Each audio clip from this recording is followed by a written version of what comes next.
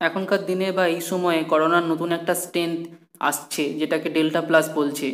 তো করোনার বিভিন্ন রকমের strain alpha beta gamma delta delta plus এইগুলো চলেই আসছে। তো এই যে নতুন যে স্ট্রেন আসছে সেই স্ট্রেনের কি কি সিমটম আছে বা আমাদের শরীরে কি কি সিমটম হচ্ছে, তো এইগুলো নিয়ে পুরো ডিটেলস আলোচনা করব।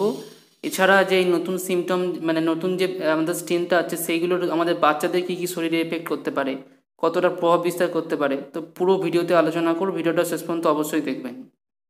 আর আমার চ্যানেলে যদি নতুন হন তাহলে চ্যানেলটাকে অবশ্যই সাবস্ক্রাইব করে নেবেন। তো দেখুন, ভিডিওটা শুরু করি। তো প্রথমেই একটা জিনিস জানা দরকার যে করোনা ভাইরাসের যে চরিত্র পরিবর্তন করছেন, বারবার বারবার নতুন স্ট্রেন আসছে, এই স্ট্রেনের যে কমন সিমটমগুলো, যেমন আমাদের জ্বর, সর্দি কাশি, বুকে ব্যথা, শ্বাসকষ্ট, মুখের স্বাদ চলে যাওয়া, নাকে গন্ধ না পাওয়া, এগুলো কিন্তু থাকবেই। করোনা যতই স্ট্রেন্থ আসুক না কেন, যতই ভার্সন আসুক না কেন, সব এই সিমটমগুলো কমন সিমটম। এর পরেও কিছু স্পেসিফিক সিমটম দেখা যাচ্ছে। তো সেই সিমটমগুলো এখনকার দিনে খুব প্রকোপ হচ্ছে এবং এইগুলো থেকেই অনেক রকম কমপ্লিকেশন তৈরি হচ্ছে। তো সেইটা নিয়ে পুরোটা আজকে ডিসকাস করব। তো প্রথম যে সিমটম আমাদের সবথেকে বেশি এখন ধরা পড়ছে সেটা হচ্ছে চোখে ইনফেকশন। দেখবেন চোখ ফুলে যাওয়া, চোখ লাল হয়ে যাওয়া, যেটাকে বাংলায় জয় বাংলা বলে বা ইংরেজিতে কনজাংটিভাইটিস বলা হয়, সেটা দেখবেন চোখে ইনফেকশন যদি বেশি হয় এবং চোখ ফুলে যাওয়া এবং চোখ লাল হয়ে যাওয়া, চোখে হালকা হালকা ব্যথা, চোখ দিয়ে জল পড়া, এটা একটা কমন সিমটম এখনকার দিনে দেখা যাচ্ছে।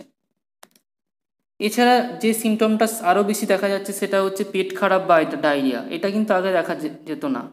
এখন করোনার এফেক্টেড হলে পরে অনেক মানুষের ক্ষেত্রে পেট খারাপ এবং ডায়রিয়া এটা কিন্তু প্রচুর পরিমাণে হচ্ছে। এবং এছাড়া আরেকটা খুব কমন সিমটম এখনকার দিনে দেখা যাচ্ছে সেটা হচ্ছে ফাঙ্গাল ইনফেকশন। এবং করোনা ভালো হয়ে যাওয়ার পরেও তাদের ফাঙ্গাল ইনফেকশন প্রচুর হচ্ছে।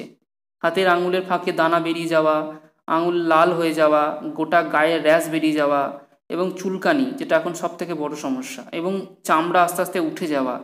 এই যে এই ফাঙ্গাল ইনফেকশন, এইটা মানে আমাদের শরীরে অনেক বিস্তার করছে এবং গোটা শরীরে হচ্ছে এটা। এছাড়া তো অন্যান্য একটা কমন প্রবলেম হচ্ছে সেটা হচ্ছে মাথা ব্যথা, যেটা আগে অতটা হতো না। এখন মাথা ব্যথা এবং মাথায় যন্ত্রণা এবং খিদে না পাওয়া বা গ্যাস্ট্রিক প্রবলেম অনেক বেশি হচ্ছে করোনার জন্য। আর একটা বড় প্রবলেম হচ্ছে সেটা হচ্ছে গোটা গায়ে র্যাশ বেরিয়ে যাওয়া। আগে কিন্তু এই র্যাশের প্রবলেমটা এত ছিল না।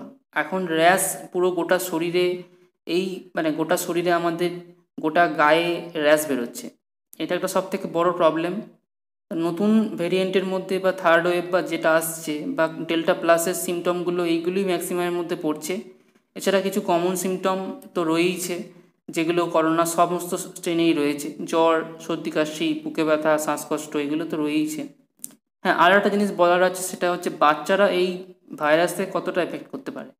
সেটা তো দেখুন, আমাদের মোটামুটি যারা 18+ রয়েছে, ভ্যাকসিন রিলেটেড প্রায় চলছে এখনও প্রসেসটা, এবং কোনো কারণে করোনার যে আগের স্ট্রেনগুলো ছিল সেখানে তাদের বাচ্চাদের এফেক্ট খুব একটা বেশি করেনি। তো যখন তারা চরিত্র পরিবর্তন করছে একে অপরের সাথে, তখন কি হয়, তাদের মধ্যে যে একটা শরীর মানে সংক্রমণের যে ধাপ সেটাকে তারা পরিবর্তন করে। দেখুন, আমাদের যারা এই বড় রয়েছে 45+, তারা মোটামুটি অনেকটাই ভ্যাকসিনেটেড হয়ে গেছে এবং 18+ও হচ্ছে। তাদের শরীরে গিয়ে তারা প্রভাব বিস্তার করতে বেশি পারছে না, তখন তারা কি করছে, তারা চরিত্র পরিবর্তন করে বাচ্চাদেরকে এফেক্ট করছে। এবং আপনারা সবাই জানেন যে বাচ্চাদের ইমিউনিটি পাওয়ার অনেক কম থাকে। যারা নিউবর্ন বাচ্চা বা যারা 1 থেকে 5 বছর বয়স, তাদের মানে ইমিউনিটি পাওয়ার অনেকটাই কম থাকে।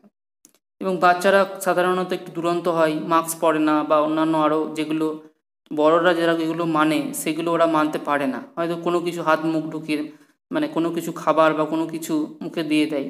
তো এইগুলোর জন্য তাদের এফেক্টেড হওয়ার সম্ভাবনা অনেক বেশি। তো আপনাদের কি করা উচিত যে বাচ্চাদেরকে সবসময় মানে সবসময় নিজের চোখে চোখে রাখতে হবে এবং কোনো রকম প্রবলেম হলে, কমপ্লিকেশন তৈরি হলে ডাক্তারবাবুর সঙ্গে দেখা করতে হবে।